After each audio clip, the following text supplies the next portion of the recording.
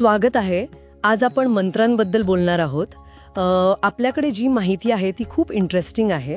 आपण बघूया की नक्की मंत्र म्हणजे काय, मग ते बीज मंत्र काय असतात, त्यांचे नियम काय असू शकतात आणि अर्थातच फायदे आणि तोटे पण.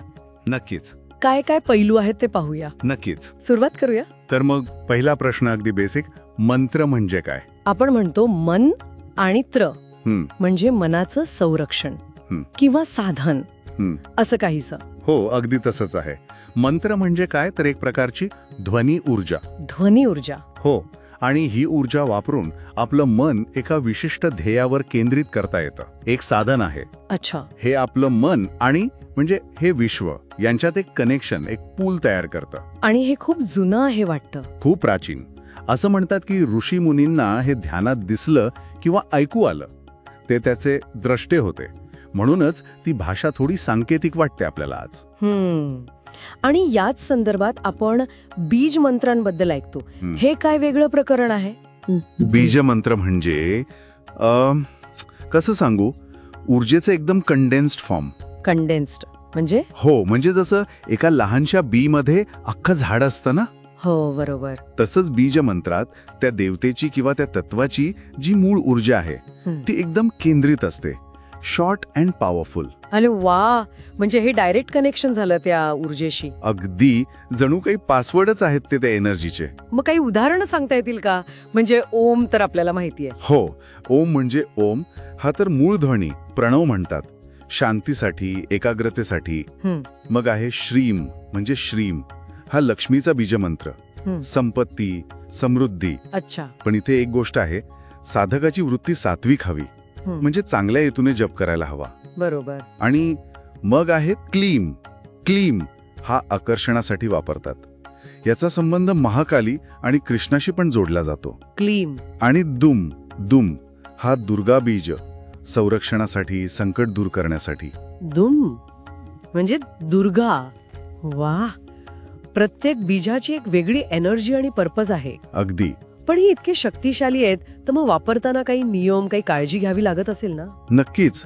म्हणूनच तर म्हणतात की योग्य मार्गदर्शन खूप महत्वाचं आहे, विशेषतः जाणकार गुरूंकडून दीक्षा घेणं. दीक्षा. हो, कारण मंत्र तर अब्जावधी आहेत.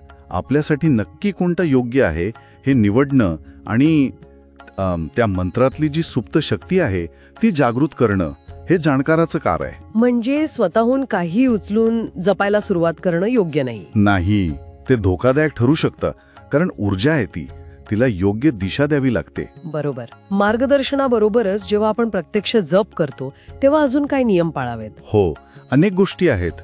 जसं की मंत्राचा विनियोग माहीत असायला हवा. विनियोग म्हणजे त्याचा उद्देश काय, कोणी ऋषींनी तो दिलाय, त्याचा छंद काय आहे, त्यातली शक्ती कोणती, बीज कोणतं, हे सगळं. अच्छा, म्हणजे पूर्ण बॅकग्राऊंड माहिती हवा. हो, त्याने मंत्राची खोली कळते. आणि सर्वात महत्वाचं म्हणजे आपला भाव. भाव म्हणजे? इंटेन्शन. अगदी. आपली इच्छा शुद्ध हवी. कोणाचं वाईट चिंतून किंवा चुकीच्या हेतूने जप केला तर तो उलटण्याची शक्यता असते. हे महत्वाचं आहे. शिवाय जपमाळा शक्यतो रुद्राक्षाची वापरतात. आणि आपलं आसन हे वैयक्तिक असावं, दुसऱ्याचं वापरू नये. आणि दिशा, दिशेचं पण काही महत्व असतं का? हो, असतं ना. ज्ञान साधनेसाठी पूर्व दिशा चांगली मानतात. अच्छा. आणि आर्थिक लाभासाठी किंवा भौतिक इच्छांसाठी उत्तर दिशा. म्हणजे या सगळ्या नियमांचं पालन करून साधना केली तर काय मिळू शकतं? काही उदाहरणं आहेत का आपल्या माहितीत? हो, नक्कीच आहेत. ध्येय साध्य व्हायला मदत होते असं मानलं जातं. जसं की? आता समजा संपत्तीसाठी हवं असेल तर विष्णू सहस्रनामातला एक विशिष्ट श्लोक आहे, 65वा, श्रीदः श्रीशः किंवा व्यंकटेश्वर मंत्र पण प्रभावी मानला जातो. अच्छा. आरोग्यासाठी देवी कवचाचा आधार घेतात. त्यात शरीराच्या प्रत्येक भागाचं रक्षण करणाऱ्या देवीचं नाव आहे. उदाहरणार्थ पोटाच्या त्रासासाठी शूलधारिणीचं स्मरण करायला सांगतात. अरे वा. आणि समजा काही संकट आलं असेल तर दुर्गा मातेचं नाव किंवा जैन परंपरेत शांतीनाथ भगवानांचा मंत्र हे संरक्षणाचं काम करतात असं म्हणतात. हे झाले सगळे फायदे. पण काही धोके, काही निगेटिव्ह साईड? हो, नक्कीच आहे. नियम पाळले नाहीत, मार्गदर्शन घेतलं नाही किंवा सगळ्यात महत्वाचं वाईट हेतू ठेवला तर केलेला जप निष्फळ तर होतोच, पण कधी कधी त्याचे वाईट परिणाम पण भोगावे लागतात. म्हणजे ऊर्जा चुकीच्या दिशेने जाते. बरोबर. हा ती हाताळायला हवी व्यवस्थित. हा अजून एक म्हणजे काही शाबर मंत्र असतात. हा ते सोपे वाटतात लोकांना, हो ऐकलंय. पण त्यांचा गैरवापर हा म्हणजे वशीकरण किंवा दुसऱ्याला त्रास देण्यासाठी वगैरे हा खूप होतो. ते नैतिकदृष्ट्या चूक आहे. बरोबर. आणि एक गोष्ट, देवतांमध्ये श्रेष्ठ कनिष्ठ असा भेद करणं, म्हणजे हा देव मोठा तो लहान, हे पण साधनेत अडथळा आणतं असं मानलं जातं.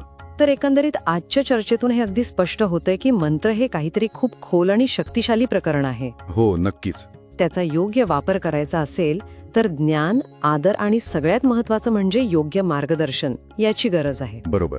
आपण आज काही मुख्य प्रकार बघितले, बीज मंत्रांची ओळख करून घेतली आणि त्याचे नियम आणि परिणाम पण समजून घेतले. जाता जाता एक विचार आला मनात. आपल्या माहितीमध्ये उल्लेख आहे की ध्वनी ऊर्जा गर्भातल्या बाळावर पण परिणाम करते. साधे आवाज सुद्धा आपलं लक्ष खेचून घेतात. हो. मग विचार करण्यासारखी गोष्ट आहे की आजच्या या जगात जिथे सतत काही ना काही आवाज, माहिती आपल्यावर आदळत असते, त्यात नकळतपणे कोणते ध्वनी किंवा कोणते विचार आपल्यावर एखाद्या मंत्रासारखं काम करत असतील. खरंय. आणि ते आपल्या विचारांना, आपल्या कामांना कसा आकार देत असतील याचा विचार करायला हवा खरं तर.